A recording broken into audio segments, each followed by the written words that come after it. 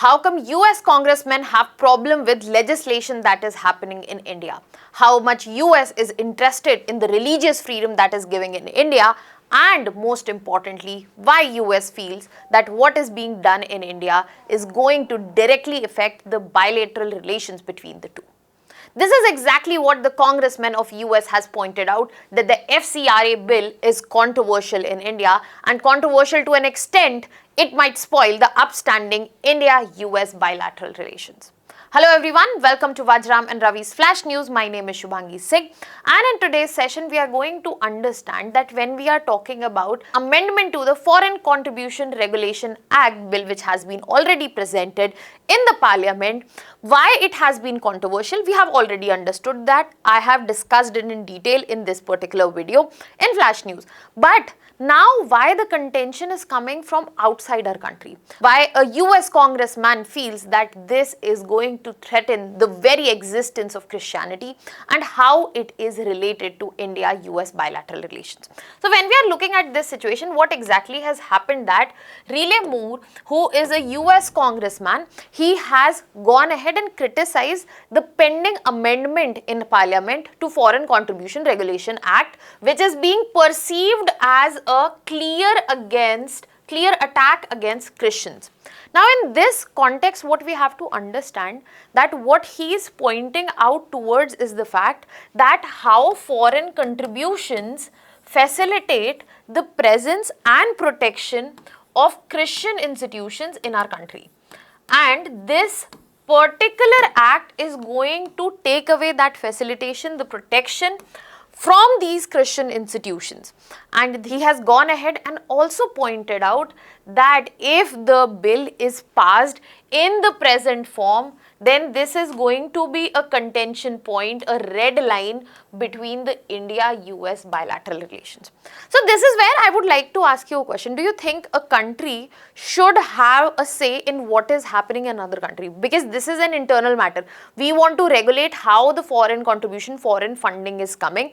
And if we look at the government stand on the FCRA bill, we will also understand that government is preaching for greater transparency, better accountability and usability of funds.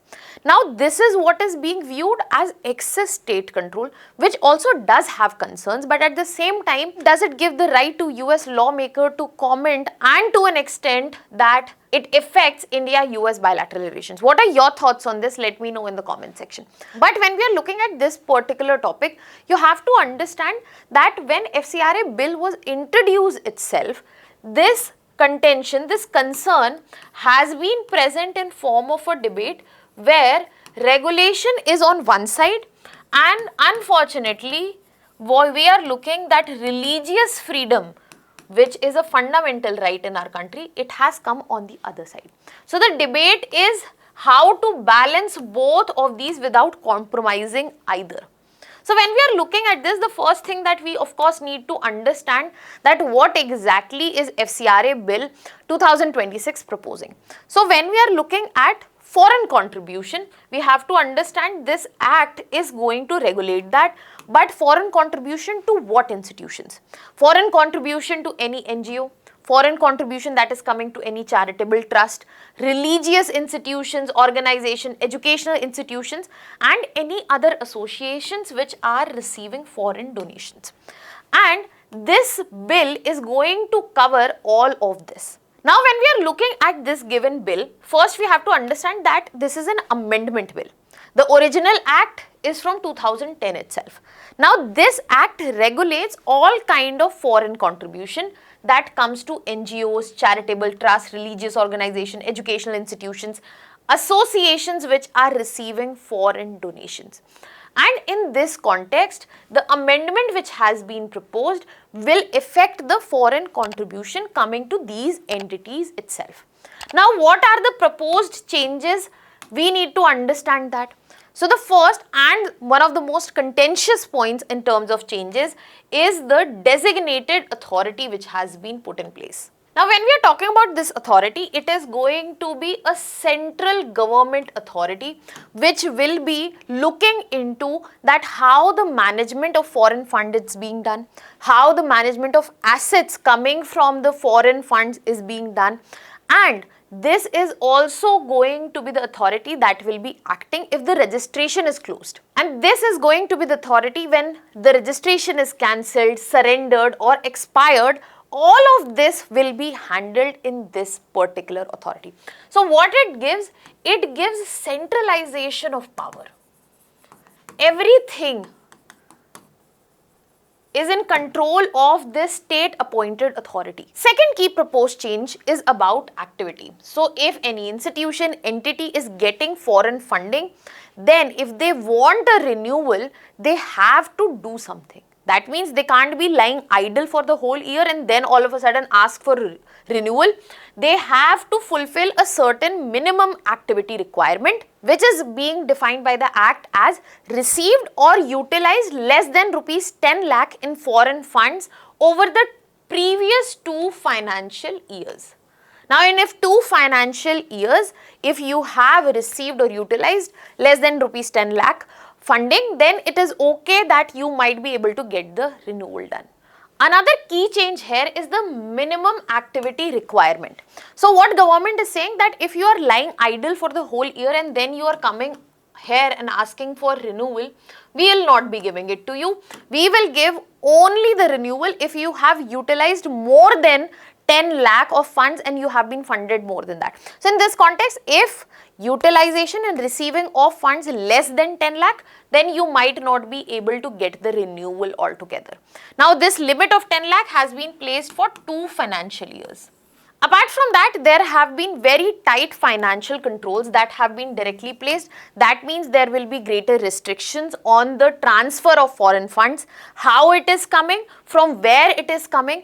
Timelines have been set for utilization, that if the money has come, then you have to utilize it properly, and where you utilize it, you have to put it in the disclosure form as well.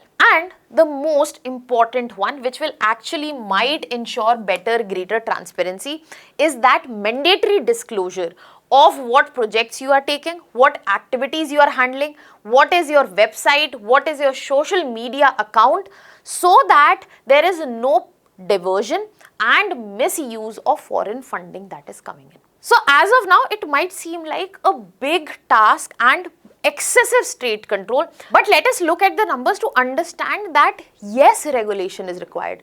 How excessive or not, that can be figured out how it is being implemented. But when we are looking at FCRA registrations alone, they are more than 15,000 as of now.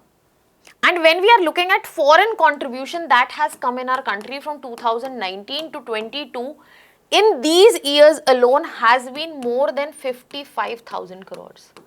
So if this amount is being utilized the right way, then definitely it is contributing, it is going to have a positive impact. But if it is being misused or diverted to any other cause, that cause and the money involved here can harm our country in a heavy manner. And that is probably what government is trying to address through regulation. But unfortunately, this regulation is also creating concerns for religious freedom. And that is what US's problem is. US is saying the religious freedom for especially Christians, that is important for them. In that context, they feel that this bill in present form is going to harm the interest of the Christian community. And that is why the bill has created concerns that there will be excessive state control which will be present, how the religious institutions will be run, that will be controlled by the state, and that is why we are seeing that religious organizations are greatly concerned. Because in this context, let us take an example. When we are looking at churches, many churches operate schools, they operate colleges, hospital, welfare centers, and particularly when we are looking at Kerala, Northeast and tribal regions, they are going good work. What is the fear? The fear is that there will be disruption of social service because of two things. First is definitely the excessive control that is being looked at, and second, the compliance becomes very difficult in this context. And that is why NGOs are raising their institutional concerns. However, the government has been very clear in their counter argument. The government has clearly said that whatever assets are being created from foreign funds, they need to be protected. Foreign money requires proper oversight, otherwise it will be misused. And national security and financial transparency, they are way more important than just administrative inconvenience. So in this context, FCRA from government's end is not just about regulation, it is about national security. And when national security comes into the picture, there have been multiple examples where fundamental rights might take the side lane. Can you tell me in the comment section where are the restriction placed on fundamental rights when it comes to national security? Now, when we are looking at this particular understanding, we started with the question that why does US care? So, when we are talking about US's foreign policy itself, for the longest time we have seen that their foreign policy is centered and it has a recurring theme, that is of religious freedom.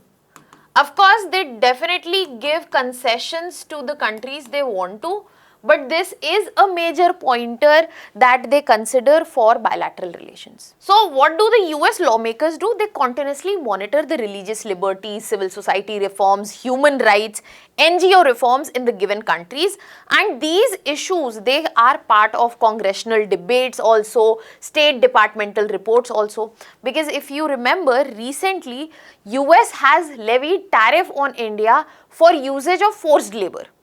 There have been 4 categories. India has been placed in a better category as compared to the competitors, but at the same time, when you see this is related to human rights, but US has given it a point in their bilateral relation. And because of this recurring theme, we can actually have bilateral implications, because US might want to use this as a political pressure, more criticism can come, and actions are also something not very far-fetched. Apart from that, US has always been trying to pitch itself as the carrier of human rights across the globe, as the one who brings in the human rights to the countries, and that is the narrative that they want. So for this, India can actually face scrutiny from US's end, and all of this will lead to only diplomatic frictions. It will appear in the bilateral dialogues, it will appear in the tweets of Donald Trump, and it might create issue for the FTA that we have been expecting to be announced for very long between India and US. Now, what are your thoughts on this? Let me know in the comment section. I'll be waiting to know your opinion on this.